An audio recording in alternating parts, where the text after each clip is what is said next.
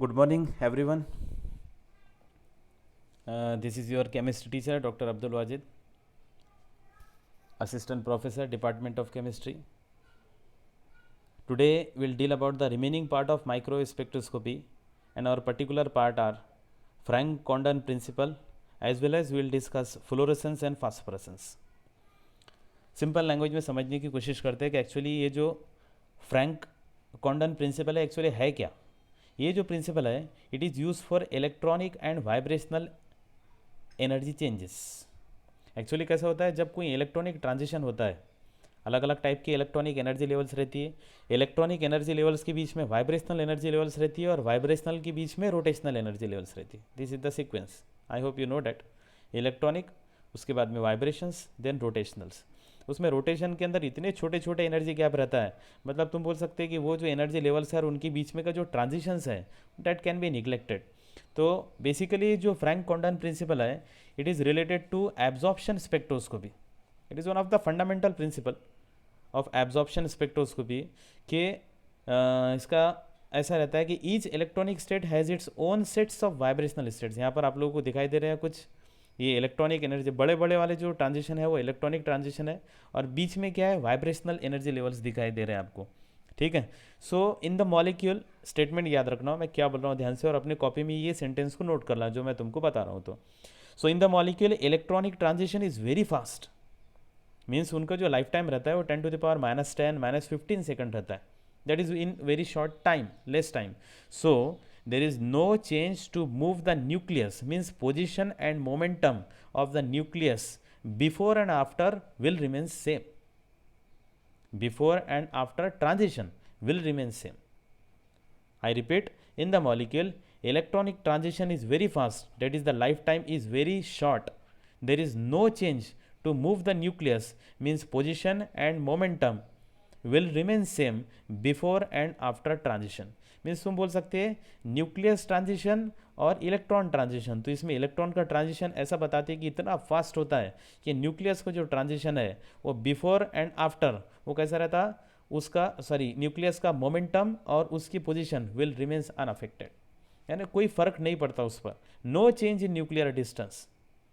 ठीक है ना. इलेक्ट्रॉन तो चले जाता है. यहाँ पर देख रहे हैं आप लोग कि ये इलेक्ट्रॉनिक ट्रांजिशन हो रहा. इलेक्ट्रॉनिक ट्रांजिशन के बीच में जो छोटे छोटे लाइंस दिखाई दे रहे हैं आपको, these are suppose to be vibrational energy levels.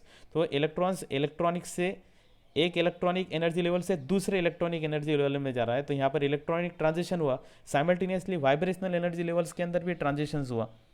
ठीक है. सो ये जो प्रिंसिपल है basically this principle is used for represent the intensity of vibrational electronic spectra. यानी अपन मेनली जो फोकस कर रहा है वो इलेक्ट्रॉनिक पर और वाइब्रेशन पर कर रहा है. रोटेशनल अपने पास में निगलेक्टेड है. ठीक है ना. इनको वाइब्रोनिक ट्रांजिशंस भी बोल सकते हैं तुम. आई रिपीट द टर्म, कौन से वाला ट्रांजिशन, वाइब्रोनिक ट्रांजिशंस. ठीक है ना. Okay. The total energy of the molecule is the sum of both electronic as well as vibrational changes. No doubt इसके अंदर रोटेशनल चेंजेस भी आते हैं, उसकी एनर्जी भी आती है, बट वो निगलेक्टेड रहती है. ठीक है ना. बहुत छोटे छोटे टाइप के ट्रांजिशन होते हैं तो उसकी भी कोई एनर्जी रहेंगी क्या, यानी इनके अंदर उसको काउंट करे या नहीं करे तो कोई फर्क नहीं पड़ता. मीन्स तुम बोल सकते हैं कि E total will be equals to E electronic, energy associated due to electronic transition, energy associated due to vibrational transitions and energy associated due to rotational transitions. But वो जो एनर्जी रहती है रोटेशन की वो कैसी रहती है, निगलेक्टेड रहती है. That's why we can neglect that energy. ठीक है. देन यहाँ पर आपको अगेन कुछ एनर्जी लेवल्स दिखाई दे रहे हैं. यहाँ पर जो कर्व टाइप शेप है वो इलेक्ट्रॉनिक एनर्जी लेवल को, और बीच बीच में जो छोटे छोटे लाइन्स है that indicates the vibrational electronic spectra. तो आप लोगों को प्रिंसिपल नोट करना है अपनी कॉपी के अंदर. The Franck Condon principle states that as electron move very much faster than nucleus, the nuclear as effectively stationary during an electronic transition. Means electronic transition में न्यूक्लियस की जो पोजीशन है उसकी जो मोमेंटम है वो कैसी रहती है, अनअफेक्टेड रहती है. That is called as Franck Condon principle. ठीक है ना. यहाँ पर आपको vibrational energy level V equals to 0 दिखाई दे रहा है. अलग अलग टाइप के रहते हैं, V equals to 0, V equals to 1, V equal to 2, V equal to 3 and so on. ठीक है. Same statement is here. और यहाँ पर आपको इस टाइप में एक ट्रांजिशन होता हुआ दिखाई दे रहा है. The electron excitation is effectively instantaneous, बहुत fast. the nucleus do not have a chance to move. The transition is represented by a vertical arrow in the diagram. जैसे कि आप लोगों को डायग्राम के अंदर दिखाई दे रहा है, तो इस टाइप का ट्रांजिशन हो रहा है. होप आप लोगों को फ्रैंक कॉन्डन प्रिंसिपल समझ में आया होगा. It is associated with electronic as well as vibrational transitions. If electronic excitation is much faster than the nucleus move, then wave function cannot change. अब यहाँ पर ये कंसेप्ट आ गया वेव फंक्शन का. तुम बोलेंगे सर हम तो वेव फंक्शन की डेफिनेशन पुरानी डेफिनेशन रिकॉल करना पड़ेगा. तो मैं तुमको सिंपल याद दिलाता हूँ कि एटॉमिक स्ट्रक्चर के अंदर वेव फंक्शन के बारे में दिया हुआ है.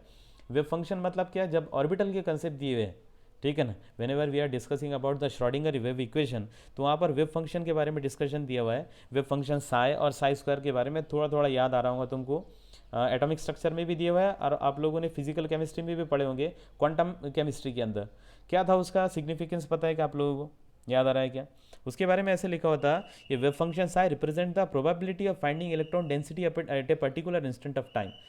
ठीक है ना, एक समय में इलेक्ट्रॉन को मिलने की जो पॉसिबिलिटी रहती है उसकी, that is called as wave function. लेकिन वो कैसा रहता है, श्रोडिंगर इक्वेशन को जब सॉल्व करते हैं तो साई की दो वैल्यूज़ आती है, पॉजिटिव वैल्यूज़ भी आती है और नेगेटिव वैल्यूज़ भी आती है. अब उसमें फिर साइंटिस्ट लोगों का ऑब्जेक्शन ऐसा था कि नेगेटिव वैल्यू थोड़ी कंसिडर कर सकते हैं अपन, यानी किसी चीज़ के मिलने की possibility never will be negative ना, कोई मिलेगा या तो नहीं मिलेगा, नेगेटिव कैसा मिलेगा. That's why psi never be negative and psi will be suppose to be positive. तो झंझट खत्म करो, टेंशन खत्म करो, साई की जगह पर डायरेक्ट अगर तुम साई स्क्वायर ले लेते तो वो कभी नेगेटिव आ ही नहीं सकता. अब सिंपल सा 10th क्लास का expression, x square equals to 9 consider करते हैं अगर तुम, suppose x square will be equals to 9, therefore x will be equals to +3 और -3. अरे समझ में आ रहा है सबको? X square will be equals to 9 अगर मैंने लिया तो वो तो हमेशा पॉजिटिव ही रहेगा ना फिर. तो ऐसे ही psi square will be always positive which actually represent the probability of finding the electron density at a particular instant of time. ठीक है, तो ऐसे साई के और साई स्क्वायर के कंसेप्ट थे. तो यहाँ पर यही बोला हुआ है कि जब कुछ हो ही नहीं रहा न्यूक्लियस के साथ, इतना कम समय में ट्रांजिशन हो रहा है और इतना फास्ट ट्रांजिशन हो रहा है, तो if electronic excitation is much faster than the nucleus move, then wave function can not change. Nucleus का जो वेव फंक्शन है, प्रोबेबिलिटी वगैरह जो है, इलेक्ट्रॉन के मिलने की पॉसिबिलिटी है, न्यूक्लियस के बारे में सब कुछ जो जो भी बातें हैं, तो कुछ चेंज हो ही नहीं रहा. ठीक है, ऐसा है. Next one is, next concept is that is called as fluorescence. Fluorescence की सिंपल डेफिनेशन ऐसी है, fluorescence is light energy produced by a process where energy radiations is absorbed by electrons surrounding an atom and is re-emitted as light energy. मतलब simple मैं language में समझाता हूँ तुमको. Transition हुआ, ग्राउंड स्टेट से एक्साइटेड स्टेट में electron गया, एक्साइटेड स्टेट से वापस इलेक्ट्रॉन कहाँ पर आता है, ग्राउंड स्टेट में आता है, एनर्जी को इमिट करता है. ठीक है ना, जब तक तुमने वो जो रेडिएशन का सोर्स है प्रोवाइड किए तब तक एब्जॉर्प्शन हुआ, एब्जॉर्प्शन करने के बाद में इमिशन भी हुआ. मतलब अगर तुमने रेडिएशन का सोर्स प्रोवाइड करना रोक दिए तो तुम्हारा फ्लोरेसेंस फेनोमेना होना भी रुक गया. मतलब एब्जॉर्प्शन हुआ, इमिशन हुआ. ठीक है ना. फास्फोरेसेंस में वैसा नहीं होता. फ्लोरेसेंस जो है ना, एक क्या बोलते हैं ना, जिसको अपन समय पर होने वाला फेनोमेना है. फास्फोरेसेंस का कंसेप्ट वैसे नहीं. फास्फोरेसेंस एक डिलेड फेनोमेना है. Have you read the concept of Jablonski's diagram? तुम लोगों ने एक कंसेप्ट पढ़ा होगा जॉबलॉन्ग्स डायग्राम, फोटोकेमिस्ट्री में भी दिया है. ओके, तो उसके अंदर भी फ्लोरेसेंस और फास्फोरेसेंस को एनर्जी स्टेट के हिसाब से बताया है. Okay, what do mean by phosphorescence? It is a process in which energy is absorb by substance is release relatively slow in the form of light. मतलब तुमने रेडिएशन का सोर्स देना बंद भी कर दिए, कब भी थोड़े समय तक वो एनर्जी इमिट होती रहती है. ठीक है ना. तुमने देखे होंगे जैसे कोई रेडियम वगैरह, उस पर लाइट चमका दो, लाइट चमकाने के बाद लाइट चमकाना बंद कर दो, उसके बाद थोड़ा समय के लिए वो इमिट करते रहते हैं. या तुमने देखे होंगे कभी कभी तुमने बल्ब बंद किए, बंद करने के बाद भी धीरे धीरे धीरे धीरे अब बंद होता, अब बंद होता, अब बंद होता, फिर वो बंद होता जाकर, एकदम सडन बंद नहीं होता. That is nothing but the phenomena of phosphorescence. तो फास्फोरेसेंस के बारे में एक सेंटेंस और भी याद रखना है कि it is the delayed phenomena. Hope you enjoyed the today's lecture. In today's lecture we have studied Frank-Condon principle, which is related to absorption spectroscopy, and in that we have discussed about electronic transition as well as vibrational transitions. Electronic transition सबसे बड़े रहते हैं, then उसके बीच में vibrations, then rotation रहते हैं. So तुम ये इनको मिलाकर वाइब्रोनिक ट्रांजिशन शब्द भी यूज़ कर सकते हैं. ठीक है ना. मेनली अपन रोटेशनल ट्रांजिशन जो रहते हैं वो निगलेक्टेड रहते हैं, उसकी एनर्जी निगलेक्टेड रहती है. And then we have discuss about the concept of fluorescence and phosphorescence, कि फास्फोरेसेंस एक डिलेड फिनोमेना है और fluorescence is not a delayed phenomena, समय पर होने वाला है, फास्फोरेसेंस के लिए थोड़ा सा समय लग जाता है, ठीक है ना। और भी बाकी जो कुछ दिया है उसके अंदर एनर्जी स्टेट्स का है ना, मल्टीप्लिसिटी के कंसेप्ट है, that is given in Jablonski's diagram. So thanks for watching. Thank you very much.